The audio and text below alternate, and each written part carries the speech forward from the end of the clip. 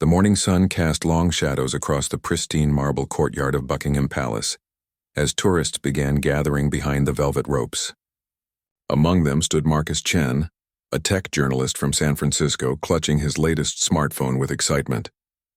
He had spent months planning this trip to London, and today was the highlight, witnessing the famous changing of the guard ceremony. Marcus adjusted his camera settings, checking the battery percentage for the third time. His editor had specifically requested high-quality footage of the royal guards for their upcoming article about British traditions in the digital age. The irony wasn't lost on him, using cutting-edge technology to capture centuries-old customs. The crowd thickened as more visitors arrived, their voices creating a low buzz of anticipation. Children pressed against the barriers, their faces painted with excitement, while parents fumbled with their own recording devices. Tour guides herded their groups closer, speaking in hushed tones about the protocol and history they were about to witness. Standing just 15 feet from the palace gates, Marcus felt the weight of history surrounding him. The towering guards in their iconic red tunics and bearskin hats remained motionless at their posts, their eyes fixed straight ahead. Their discipline was legendary. Stories circulated about guards who had fainted from heat exhaustion rather than break formation, or who had stood perfectly still while bees swarmed around their faces. Marcus began recording, panning slowly across the ceremonial area. Through his phone screen, he captured the intricate details of the palace architecture, the perfectly maintained gardens, and the growing crowd of spectators.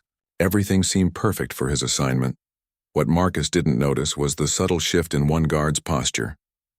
Sentinel James Morrison, a decorated member of the Coldstream Guards, had been monitoring the crowd with peripheral vision, while maintaining his statue-like stance.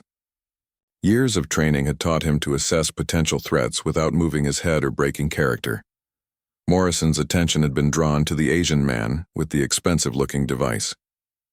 In an era where security concerns dominated royal protection protocols, anything unusual warranted scrutiny. The guard had witnessed countless tourists taking photos and videos. But something about this particular individual's behavior seemed different. The morning air carried the distant sound of military drums as the ceremony's commencement approached. Marcus stepped slightly closer to the barrier, angling his phone for a better shot. He wanted to capture not just the visual spectacle, but the atmosphere, the hushed reverence of the crowd, the crisp morning air, the sense of witnessing living history. Other tourists began raising their own devices, creating a sea of screens and flashing lights. Parents lifted children onto their shoulders for better views, while couples posed for selfies with the palace as their backdrop. The modern world's obsession with documentation was on full display. Marcus moved along the barrier, seeking the perfect vantage point. His journalism background had taught him the importance of capturing multiple angles and perspectives. He knew his readers would want to feel as if they were standing right there with him, experiencing the majesty and tradition firsthand. The sound of approaching footsteps echoed against the palace walls as the relief guard began their march. Marcus's pulse quickened. This was the moment he had been waiting for. He raised his phone higher, adjusting the angle to capture the full scope of the ceremony. Sentinel Morrison's training kicked into high gear as the ceremony began. Every face in the crowd became a potential concern, every movement a possible threat. The guard's peripheral vision caught the slight adjustment of the tourist's position, the way he held his device, the intensity of his focus. In the distance, the sound of military bands grew stronger, their precision and timing a testament to centuries of British military tradition.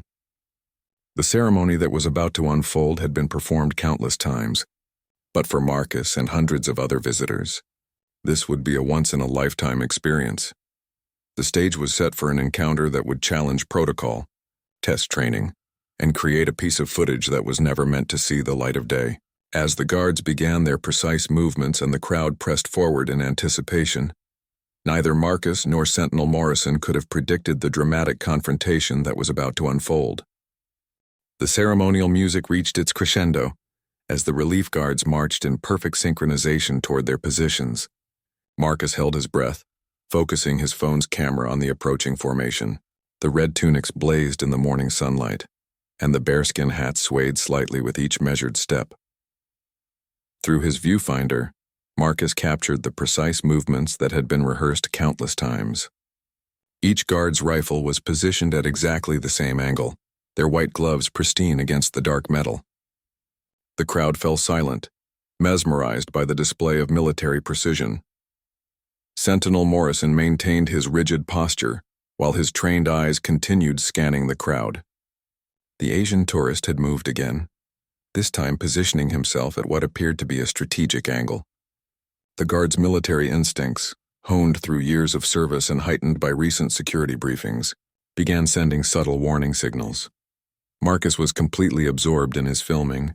Unaware that he had become the focus of intense scrutiny, he adjusted his position slightly, trying to capture both the approaching guards and the reaction of the crowd. His phone's advanced camera was picking up incredible detail. He could see the individual brass buttons on the uniforms and the determined expressions barely visible. Beneath the towering bearskin hats, the ceremony continued with clockwork precision. Commands were shouted in crisp, authoritative voices that echoed off the palace walls. The guards who were being relieved began their own carefully choreographed movements, preparing to hand over their duties to the incoming shift. A small child in the crowd dropped his toy soldier, and the metallic clang against the pavement seemed unnaturally loud in the reverent atmosphere. Several tourists turned at the sound, but the guards remained focused on their duties. This kind of discipline was exactly what Marcus hoped to capture in his footage. Morrison's peripheral vision caught the tourist adjusting his grip on the device. From the guard's position, the phone's size and the way it was being held triggered protocols that had been drilled into him during counterterrorism training. In an age where threats could come in many forms, even seemingly innocent objects required assessment. The relief ceremony reached its midpoint, with guards beginning to exchange positions. Marcus panned his camera slowly, capturing the moment when Old Met knew, when one shift's duty ended and another's began. The symbolism wasn't lost on him. This was living history, an unbroken chain of service stretching back generations. Other visitors pressed closer to the barriers, their own phones and cameras creating a constant flutter of clicking and beeping. Tour guides whispered explanations in multiple languages, while children asked endless questions about the guards' massive hats and gleaming weapons. Marcus took a step forward, his journalistic instincts driving him to get the best possible footage. He was so focused on his screen that he didn't notice how his movement had been tracked and assessed. The phone in his hands, expensive and sophisticated, was being held at an angle that made its purpose unclear to the watching sentinel. The military drums beat out their ancient rhythm as the ceremony approached its most dramatic moment, the actual changing of the positions. This was when the guards were most vulnerable, when their attention was focused on the complex choreography of their duties rather than crowd surveillance. Morrison's training had prepared him for exactly this scenario. The tourist's behavior pattern, his equipment, his positioning, all of it combined to create what the guards' protocols classified as a potential security concern. The man seemed overly focused, too deliberately positioned, too intent on capturing specific angles. The crowd's excitement was palpable as the guards began their final movements. Cameras flashed continuously, and the air filled with the soft whir of recording devices. Marcus felt privileged to witness this spectacle, completely unaware that his own actions were being interpreted through the lens of royal protection protocols. As the ceremony reached its climax, with guards moving in perfect formation toward their new positions, the tension that had been building beneath the surface was about to explode into action. Morrison's finger twitched slightly, the first break in his perfect stillness, as he prepared to transition from ceremonial guard to active protector.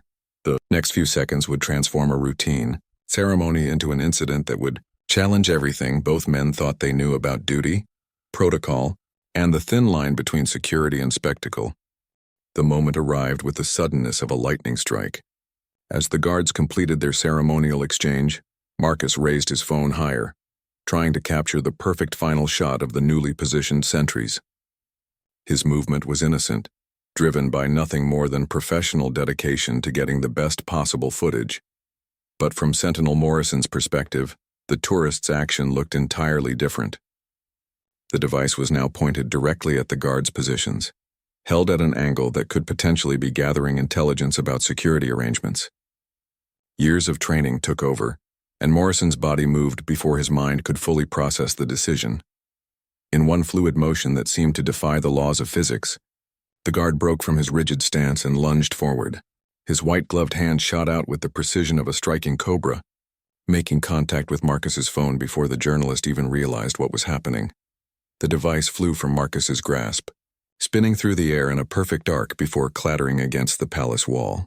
The sound echoed like a gunshot in the suddenly silent courtyard. Every head in the crowd turned toward the commotion, parents instinctively pulling their children closer.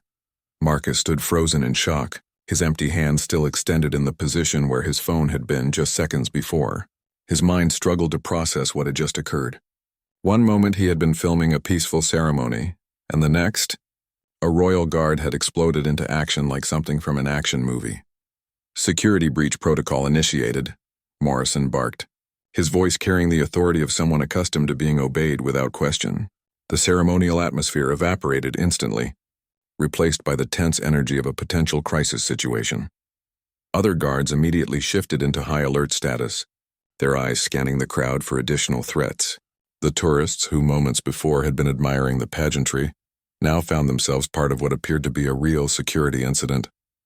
Nervous murmurs rippled through the crowd as people began backing away from the barriers. Marcus finally found his voice, though it came out as more of a croak. "I was just filming the ceremony," he managed to say, his hands raised instinctively in a gesture of surrender. His phone lay several feet away, its screen cracked but still recording, capturing footage that no one had intended to create. Morrison's eyes locked onto Marcus with laser-like intensity. The guard's training had kicked in completely, transforming him from a ceremonial figure into an active security operative. "Step back from the barrier immediately," he commanded, his rifle now held in a position that, while not directly threatening, left no doubt about his readiness to act. The crowd began to thin, as nervous tourists decided this wasn't the peaceful cultural experience they had signed up for. Parents hurried their children away, while others pulled out their own phones to record the unexpected drama. Tour guides struggled to maintain control of their groups, unsure whether to evacuate or stay and witness what was unfolding. Marcus's mind raced as he tried to understand how documenting a tourist attraction had suddenly turned him into a perceived security threat. His journalism background told him there was more to this story than met the eye, but his immediate concern was diffusing a situation that seemed to be escalating beyond all reasonable proportion. "There's been a misunderstanding," Marcus said, his voice growing steadier as his initial shock wore off. "I'm a journalist from the United States. I was just taking video for an article about British traditions." He reached slowly for his press credentials, moving deliberately to avoid triggering any further aggressive response. But Morrison wasn't listening to explanations. His protocols were clear: secure the potential threat first, sort out the details later. The guard's training had identified a pattern of suspicious behavior, and that assessment wouldn't change based on the subject's claims about their intentions. 2 additional security personnel appeared seemingly from nowhere, their plain clothes and earpieces identifying them as members of the palace's protection detail. They had been monitoring the situation from the moment Morrison first took action, ready to provide backup if the situation escalated further. The cracked phone continued recording from where it had fallen, its lens now pointed at an angle that captured both Marcus's confused face and Morrison's determined stance. Neither man realized they were creating a piece of documentation that would later call into question everything about how this confrontation had developed. What had begun as a simple desire to capture British pageantry had evolved into a complex incident involving international relations, security protocols, and the increasingly blurred line between public documentation and potential surveillance. The real story was just beginning to unfold. The plainclothes security officers moved with practiced efficiency, creating a protective perimeter around the scene while trying to maintain an appearance of normalcy for the remaining tourists. Detective Inspector Sarah Williams, the senior protection officer, approached Marcus with the calm authority of someone who had handled dozens of similar situations. "Sir, I need to see some identification," she said, her voice professional but not unkind. Her eyes flicked between Marcus and the still recording phone on the ground. The device had become an unexpected third party to the confrontation, silently documenting everything from its awkward angle against the palace wall Marcus fumbled for his wallet, his hand still shaking slightly from the adrenaline surge. "My press card is right here," he said, extracting the laminated credential from his wallet. "Marcus Chen, Technology Today magazine. I have a letter from my editor explaining the assignment." Williams examined the credentials carefully, while maintaining her position between Marcus and the crowd of onlookers. The press card appeared legitimate, complete with proper photography and official seals, but these days forgeries were sophisticated enough to fool casual inspection. Sentinel Morrison remained at high alert, his eyes continuously scanning for additional threats. His sudden action had broken years of ceremonial training, and now his body was flooded with the chemical aftermath of combat readiness. Every instinct told him to maintain defensive positioning until the all-clear was given. "The device you were using," Williams continued, "can you explain exactly what you were recording?" Her question seemed straightforward, but Marcus sensed there were layers of concern behind it. The officer's gaze kept returning to the phone, as if it held answers to questions he didn't even know were being asked. "Just the ceremony," Marcus replied, growing more confident as his initial shock faded. Wide shots of the guards, some crowd reactions, architectural details of the palace. Standard tourism footage for our article about British cultural traditions. The irony of the situation wasn't lost on him. His article was supposed to celebrate the unchanging nature of British traditions. Yet here he was, part of an incident that represented how dramatically those traditions had been forced to adapt to modern security concerns. Williams gestured to one of her colleagues, who carefully approached the fallen phone. The device was still recording, its battery indicator showing it had been running for over 20 minutes. Everything that had transpired, the ceremonial beginning, the sudden confrontation, the ongoing interrogation, was being captured in high definition. "We'll need to review the contents of that device," Williams informed Marcus. The statement wasn't presented as a request. Standard security protocol when there's been an incident involving the royal household. Marcus felt his journalist instincts kick in. "That footage is my property," he said carefully. "I understand your security concerns, but I have rights as a member of the press." He was walking a delicate line between cooperation and protecting his professional interests. The remaining tourists were being gently but firmly moved away from the area by additional security personnel who had materialized from various positions around the palace grounds. The ceremony that had drawn hundreds of visitors was now overshadowed by the drama of this unexpected confrontation. Morrison finally spoke, his voice still carrying the edge of high alert. "The subject's positioning and equipment profile matched threat assessment parameters," he said, addressing Williams but keeping his eyes on Marcus. Action was taken in accordance with established security protocols. It was the first explanation Marcus had heard for why his peaceful filming had suddenly become a security incident. The guard's words revealed a world of paranoia and preparation that existed just beneath the surface of the tourist-friendly ceremonies. Williams nodded at Morrison's report while continuing to study Marcus's credentials. "Mr. Chen, you need to understand that security around royal properties has been significantly heightened in recent months. Certain behaviors and equipment types trigger automatic responses from our personnel." The explanation was professional and measured, but Marcus could hear the subtext. He had unknowingly crossed invisible lines that existed in a security matrix he never knew existed. His innocent documentation had been interpreted through filters of threat assessment and protection protocols. "I had no idea," Marcus said honestly. "There were no signs, no warnings about filming restrictions."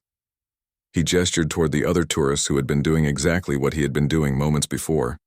The cracked phone continued its silent recording, capturing a conversation that would later raise questions about transparency, security theater, and the balance between public access and protection. Neither the security team nor Marcus realized they were creating evidence of their own interaction, evidence that would soon take on a life of its own. After 30 tense minutes of questioning and document verification, Detective Inspector Williams made the decision to release Marcus with a formal warning. His credentials checked out, his explanation was consistent, and a preliminary review of his phone's contents showed nothing more threatening than tourist footage and travel photos. "You're free to go, Mr. Chen," Williams said, handing back his identification along with his phone. "However, I strongly advise more caution when filming around royal properties in the future. What might seem like innocent documentation to you can appear very different to security personnel. Marcus accepted his phone, noting the spider web of cracks across its screen. The device was still functional, but the damage served as a physical reminder of how quickly his peaceful morning had transformed into something far more complicated. He could see that the recording had finally stopped, the battery having died during the extended confrontation.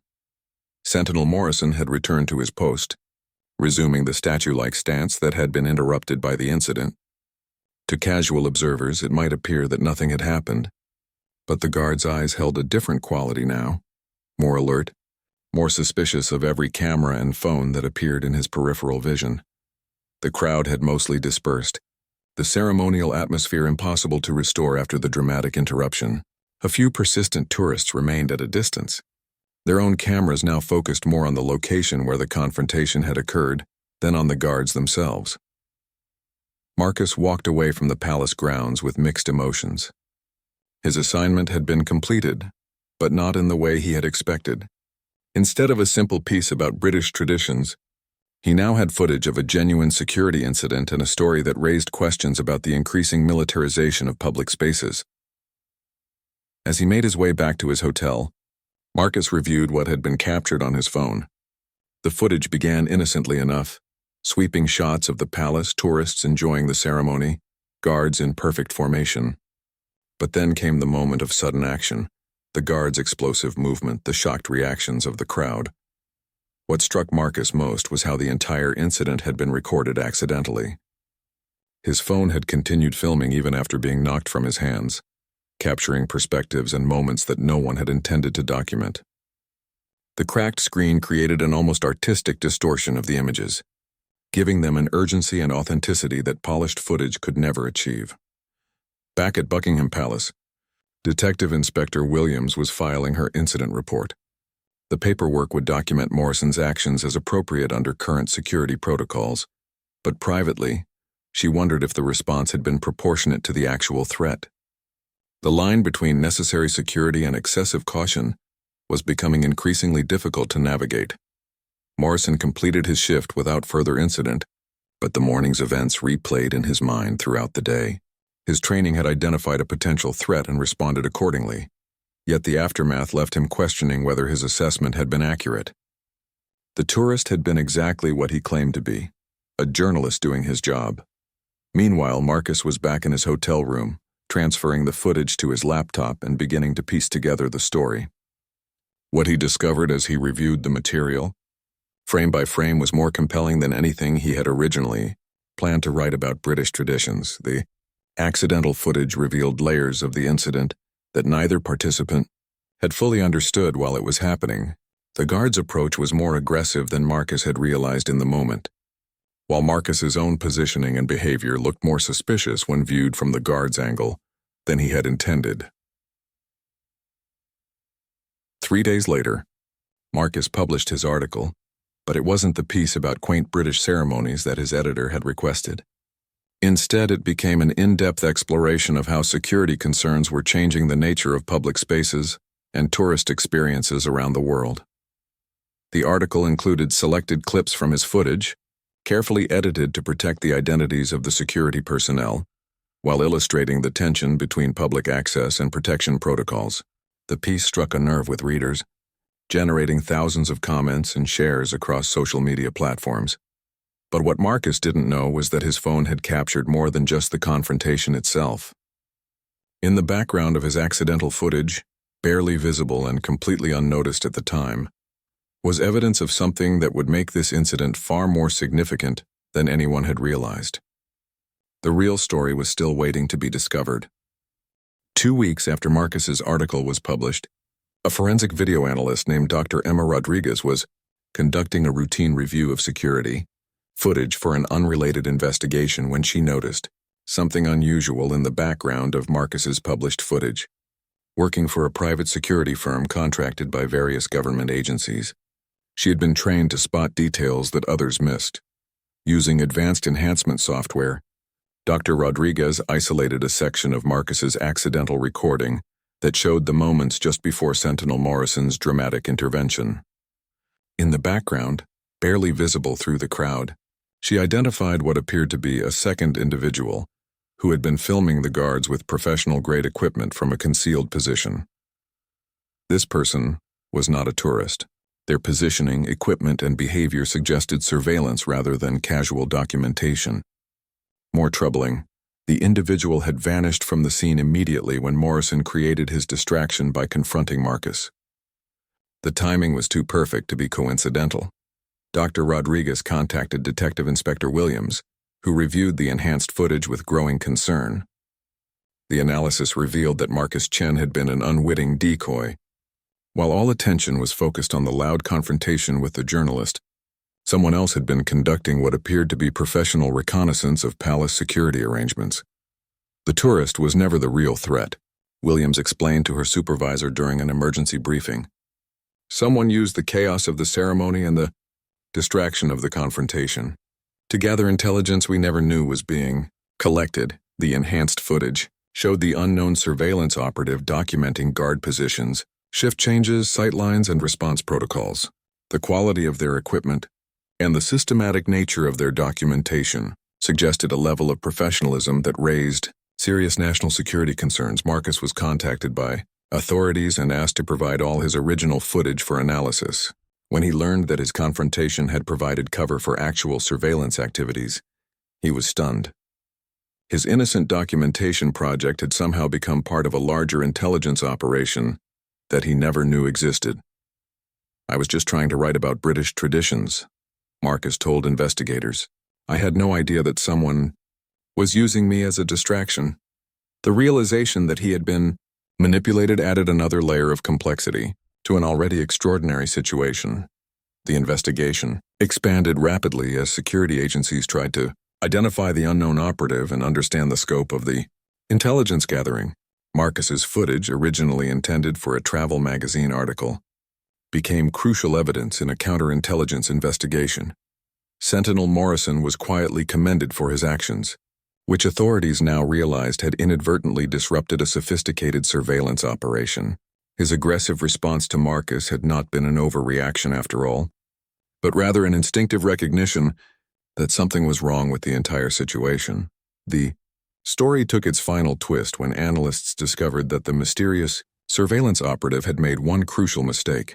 In their haste to disappear when Morrison created his distraction, they had left behind a piece of equipment that provided investigators with the leads they needed to unravel a larger network of intelligence, gathering operations targeting British security installations.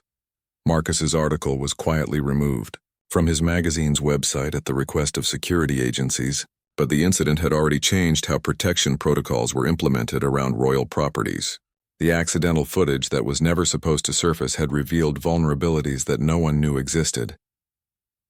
6 months later, Marcus received a letter of thanks from Detective Inspector Williams, though the specific details of what his footage had helped uncover remained classified. His cracked phone, which had seemed like nothing more than an unfortunate casualty of overenthusiastic security measures, had actually documented one of the most significant counterintelligence breakthroughs in recent British history. The royal guards continued their ceremonies with the same apparent pageantry and tradition, but beneath the surface, new protocols and awareness had been implemented. Marcus's innocent attempt to capture British traditions had ultimately helped preserve the very security that made those traditions possible. The footage that was never supposed to surface had revealed not just a confrontation between a tourist and a guard, but a complex web of surveillance, security, and deception that demonstrated how the most innocent situations could hide the most significant threats. In the end, both Marcus and Morrison had played crucial roles in protecting something far more important than either had realized.